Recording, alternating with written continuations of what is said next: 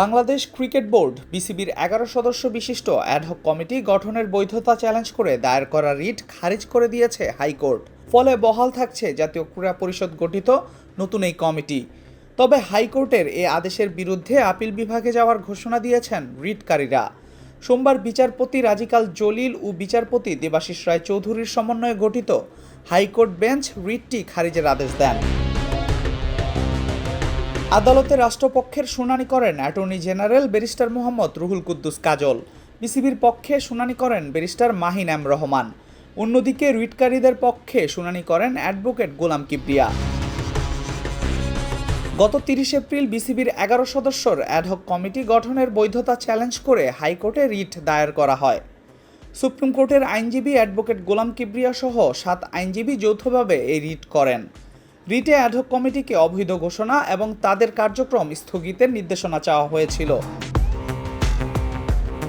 মূলত গত 7 এপ্রিল জাতীয় ক্রীড়া পরিষদ 3 মাস মেয়াদের জন্য বিসিবির নতুন একটি 11 সদস্য বিশিষ্ট অ্যাডহক কমিটি গঠন করে।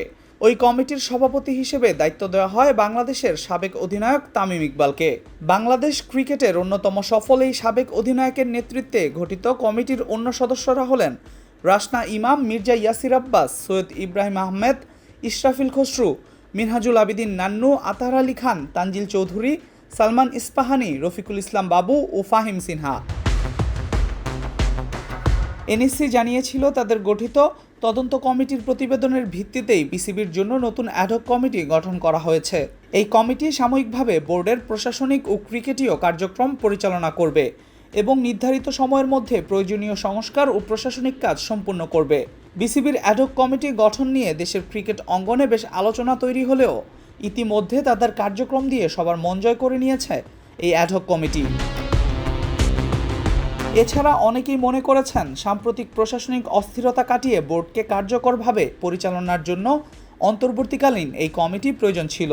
হাইকোর্টের সর্বশেষ আদেশে আইনি জটিলতা কাটিয়ে নিজেদের কার্যক্রম চালিয়ে যেতে পারবে নতুন এই অ্যাডহক কমিটি।